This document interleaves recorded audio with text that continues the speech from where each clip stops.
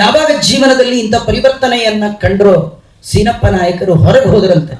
ಹೊರಗೆ ಹೋಗಿ ಮನೆಯಿಂದ ಹೊರಗೆ ಹೋಗಿ 4 ಜನ ಮಕ್ಕಳು ಒಂದು ಹೆಂಡತಿ, 4 ಗಂಡು ಮಕ್ಕಳು ಒಂದು ಹೆಂಡತಿ, 5 ಜನನ ಹೊರಗೆ ಕರೆದು ಹೇಳಿದ್ರಂತೆ, ಇನ್ಮೇಲೆ ನಂದು ಹುಡುಕಾಟ ದುಡ್ಡಲ್ಲ, ಮನಿ ಹಂಟಿಂಗ್ ಇಲ್ಲ, ಇನ್ನು ನಂದೇನಿದ್ರು ಮಾಧವನ ಹಂಟಿಂಗ್ ಹೋಗ್ತೀನಿ, ದೇವರನ್ನ ಹುಡುಕ್ತಾ ಹೋಗ್ತೀನಿ. ಇದುವರೆಗೆ ಜೀವನದ ಉದ್ದಕ್ಕೂ ಹೇಗೆ ದುಡ್ಡು ಮಾಡಬೇಕು, ದುಡ್ಡು ಎಲ್ಲೆಲ್ಲಿ ತೆಗಿಬೇಕು ನೋಡ್ತಾ ಇದ್ದೆ. ಈ ದುಡ್ಡು ಬೇಡ ನನಗಿನ್ನ, ದೇವರು ಬೇಕು. ಈ ದುಡ್ಡು ಬಿಡೋವರೆಗೂ ದೇವರು ಸಿಗಲ್ಲ, ಅದಕ್ಕೆ ದುಡ್ಡು ಬಿಟ್ಟು ಹೋಗ್ತಾ ಇದ್ದೀನಿ. ನೀವು ಹೆಂಡತಿ ನಿಂಗೆ ಬೇಕಂತ ಸರಸ್ವತಿ ಕೇಳಿದ್ರು. ನಿಮಗೆ ಬೇಡದನ್ನು ಕಟ್ಕೊಂಡು ನಾ ಏನು ಮಾಡಲಿ, ನನಗೂ ನೀವಷ್ಟೇ ಬೇಕು, ನಿಮ್ಮದು ಬೇಡ ಅಂದವಳು. ಆ 4 ಜನ ಮಕ್ಕಳನ್ನ ಕರೆದು ಕೇಳಿದ್ರು, ನಿಮಗೆ ಬೇಕಾ ಅಂತ. ಅವ್ರಿಗೆ ಎಂಥ ಮಕ್ಕಳ್ರಿ, ಹುಲಿ ಹೊಟ್ಟೆ ಒಳಗೆ ಹುಲಿ ಹುಟ್ಟತ್ರಿ. ಅದಕ್ಕೆ ಆ ಮಕ್ಕಳಂದ್ರು, ನೀವು ಆಡುವ ಮಾತು ಅನುಭವದ ಮಾತು, ನೀವು ಅನುಭವ ನಿಮ್ಮನ್ನ ಈ ಎತ್ತರಕ್ಕೆ ತಂದಿದೆ. ಈ ಅನುಭವವನ್ನ ನಾವು ಮತ್ತೆ ಪಡಿಬೇಕಾದ್ದಿಲ್ಲ. ಹಿರಿಯರ ಮಾತುಗಳು, ಅವರ ಜೀವನದ ಅನುಭವದ ನುಡಿಗಳು. ಹಾಗಾಗಿ ನಮಗೂ ಬೇಡ ಅಂದ್ರು 4 ಜನ ಮಕ್ಕಳು. ಅದೇ ಇವತ್ತು ನಮ್ಮ ನಿಂಪಾಡಿ ನೀವು ಹೋಗಪ್ಪ, ನಾ ಎಲ್ಲ ನೋಡ್ಕೊಳ್ತೀನಿ.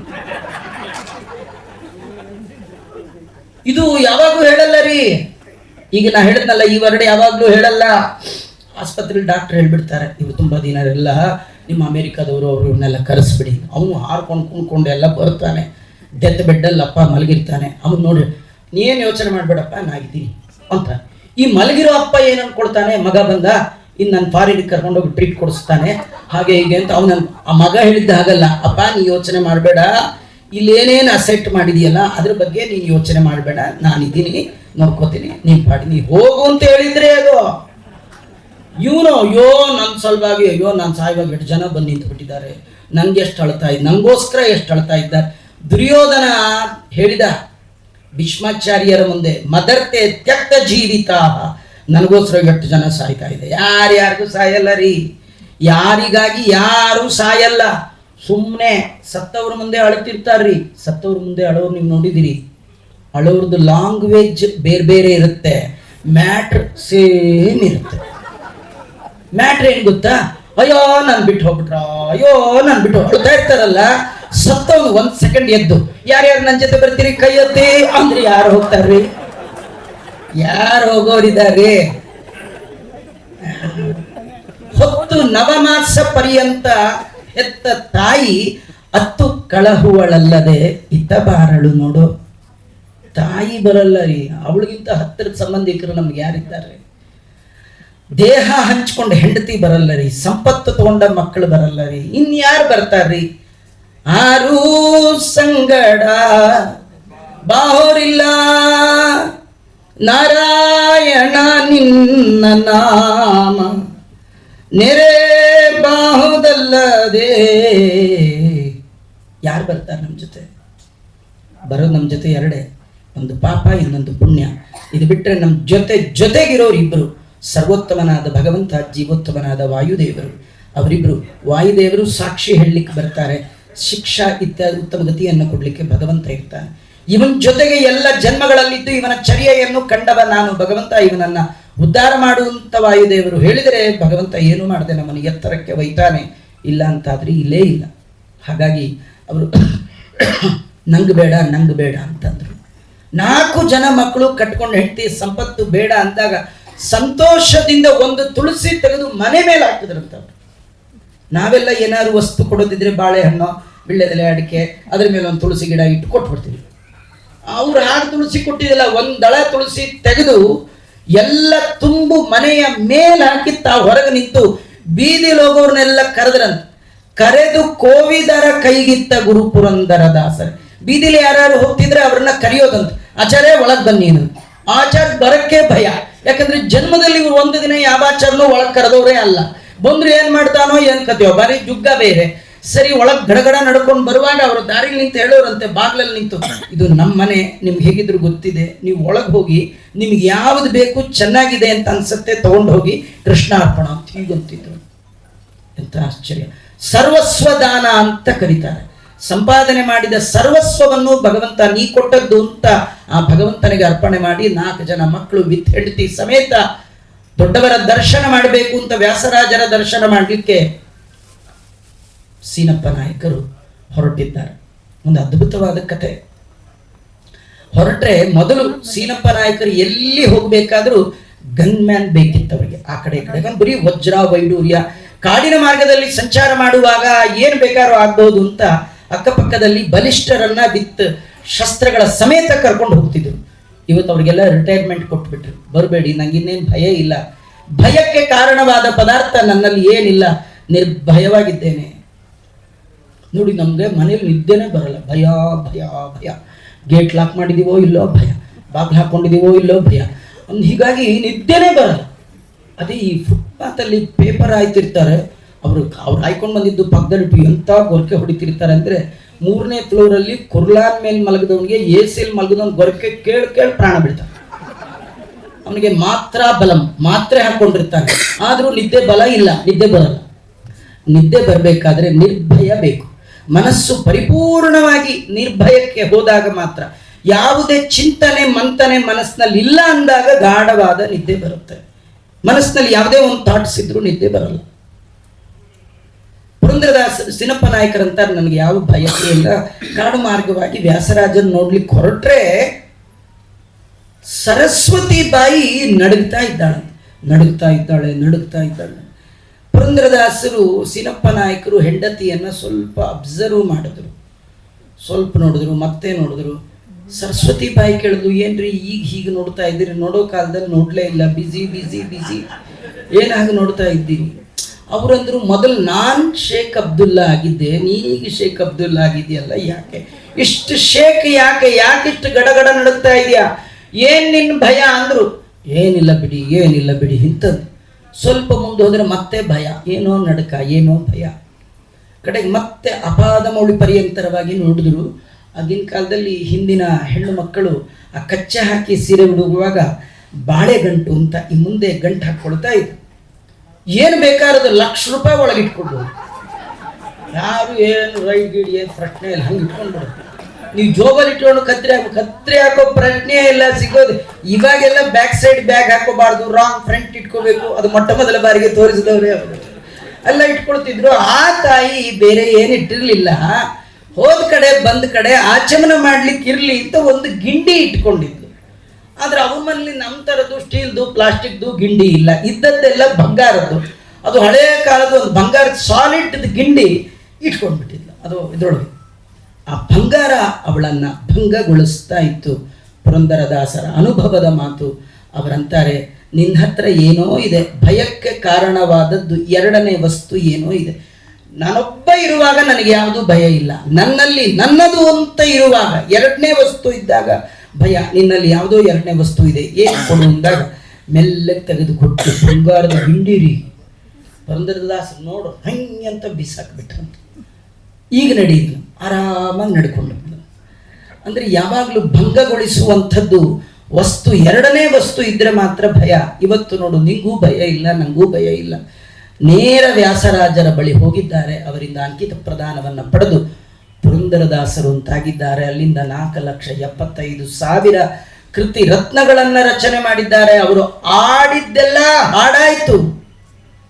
ಅವರು ಅಂತ ಬಾಯಿ ಬಿಟ್ಟರೆ ಸಾಕು, ವರ್ಣಾಭಿಮಾನಿ ದೇವತೆಗಳು, ಅಕ್ಷರ ಪ್ರತಿಪಾದ್ಯರಾದ ದೇವತೆಗಳು ಅಕ್ಕರೆಯಿಂದ ನಲಿದಾಡೆಯನ್ನ ನಾಲಿಗೆ ಮ್ಯಾಲೆ. ಆ ನಾಲಿಗೆ ಮೇಲೆ ಶಾರದಾ ದೇವಿ ವರ್ಣಾಭಿಮಾನಿ ದೇವತೆ ತಾಂಡವ ನೃತ್ಯ ಮಾಡಿಬಿಟ್ಟಿದ್ದಾಳೆ. ತುಂಬ ಜನ ಇಮ್ಯಾಜಿನ್ ಮಾಡಲಿಕ್ಕೂ ಸಾಧ್ಯ ಇಲ್ಲ. ಅವರ ಜೀವನದ ಅರ್ಧ ಕಾಲವನ್ನು ಹೀಗೆ ಕಳೆದವರು ಇನ್ನು ಅರ್ಧ ಕಾಲದಲ್ಲಿ ಇಷ್ಟು ಕೃತಿಗಳನ್ನು ರಚನೆ ಮಾಡಲಿಕ್ಕೆ ಸಾಧ್ಯವ ಅಂತ, ಆದ್ದರಿಂದ ನಂಬಲಿಕ್ಕೆ ಅಸಾಧ್ಯ ಅಂತ. ಆದರೆ ಏನು ಗೊತ್ತಾ, ಬೇರೆ ಯಾವುದೇ ಕವಿಗಳು ಏನನ್ನೇ ರಚನೆ ಮಾಡಬೇಕಾದ್ರೆ ಅವರಿಗೆ ಕಾಲ ದೇಶ ಇವೆಲ್ಲ ಬೇಕು ಅಲ್ವಾ? ಹೇಗಂದ್ರೆ ಹಾಗೆ ಆಡಿದ್ದೆಲ್ಲ ಆಗಲ್ಲ, ಅದಕ್ಕೆಲ್ಲ ತುಂಬ ವ್ಯವಸ್ಥಿತವಾದ ಮನಸ್ಸು ಬೇಕು. ಆದರೆ ಪುರಂದರದಾಸರಿಗೆ ಹಾಗಲ್ಲ. ನಡೆದಾಗ, ನುಡಿದಾಗ, ಆಡಿದಾಗ ಎಲ್ಲವೂ ಕೂಡ ಮಂತ್ರ ತುಲ್ಯವಾದ ಭಗವಂತನ ಸ್ತೋತ್ರಗಳು ಅವರ ಬಾಯಿಂದ ಹೊರ ಬಂದಿರತಕ್ಕಂಥದ್ದು. ಅವರು ಸುಳಾದಿಗಳನ್ನು ಮಾಡಿದ್ದಾರೆ, ಅದ್ಭುತವಾದ ಎಲ್ಲ ಕ್ರಮಗಳಲ್ಲಿ. ಸುಳಾದಿಗಳಿರ್ಬಹುದು, ಕೀರ್ತನೆಗಳಿರ್ಬೋದು, ಗದ್ಯ ಇರಬಹುದು, ಮುಂಡಿಗೆಗಳಿರ್ಬೋದು, ಎಲ್ಲ ಪ್ರಕಾರಗಳಲ್ಲಿ ದಾಸ ಸಾಹಿತ್ಯಕ್ಕೆ, ದಾಸ ಸಾಹಿತ್ಯ ಅಂದರೆ ನಿಜವಾಗಿ ನಾ ಹೇಳ್ತೇನೆ, ಇದು ಸಂಕುಚಿತ ಆಗಿಬಿಡುತ್ತೆ. ಕನ್ನಡ ಸಾಹಿತ್ಯಕ್ಕೆ ಇವರು ಕೊಟ್ಟಷ್ಟು ಕೃತಿರತ್ನಗಳನ್ನು ಜಗತ್ತಿನಲ್ಲಿ ಕೊಟ್ಟವರು ಯಾರಿಲ್ಲ. ಆದರೆ ಅವರಿಗೆ ಪ್ರಶಸ್ತಿ ಕೊಡುವ ಯೋಗ್ಯತೆ ಜಗತ್ತಿನಲ್ಲಿ ಯಾರಿಗೂ ಇಲ್ಲ.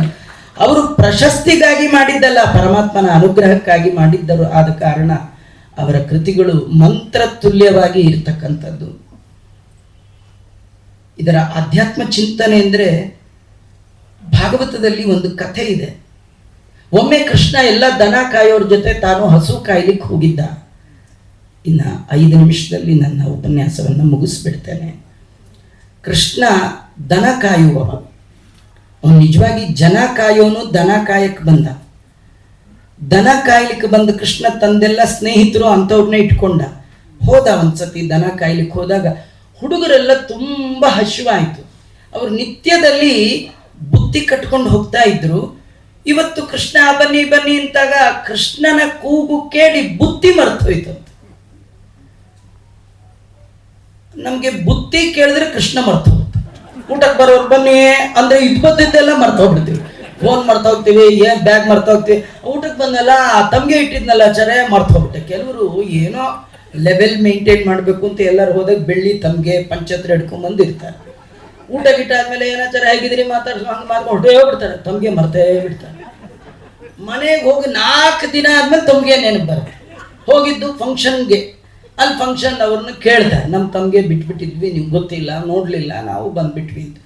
ಅವಂಗ ಹಗಲು ರಾತ್ರಿ ಅದೇ ತಮ್ಗೆದೇ ಯೋಚನೆ ಆಗ್ಬಿಡುತ್ತೆ. ದೇವರಿಗೆ ಮಂಗಳಾರತಿ ಮಾಡುವಾಗ್ಲೂ ದೇವ್ರ ಕಾಣಲ್ಲ, ತಮ್ಗೇನೆ ಅಡ್ಡ ಅಡ್ಡ ಅಡ್ಡ ಅಡ್ಡ ಅಡ್ಡ. ಗಾಯತ್ರಿ ಮಂತ್ರ ಕೂತ್ರು ತಮ್ಗೇನೆ, ಏನ್ ಧ್ಯಾನ ಮಾಡಿದ್ರು ತಮ್ಗೇನೆ. ಅಂತ ಪರಿ ತಮ್ಗೆ ಯಾಕೆ ತಗೊಂಡೋದ್ರಿ? ಮನೇಲಿ ಇಟ್ಕೊಳ್ಳಿ, ಯಾರಿಗೂ ತೋರಿಸ್ಬೇಡಿ ಅಲ್ವಾ? ಅದು ಮಾಡ್ಬಾರ್ದು. ಕೆಲವ್ರಿಗೆ ಹಾಗಾಗ್ಬಿಡುತ್ತೆ, ಇವ್ರಿಗೆ ಹಾಗಲ್ಲ.